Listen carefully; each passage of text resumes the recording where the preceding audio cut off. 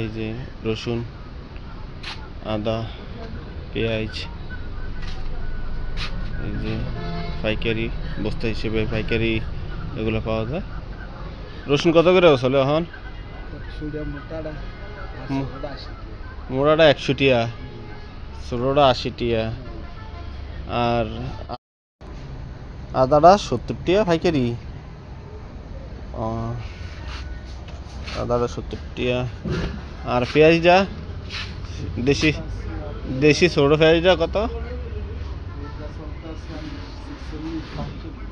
46 টাকা 45 টাকা দেশি পেঁয়াজটা।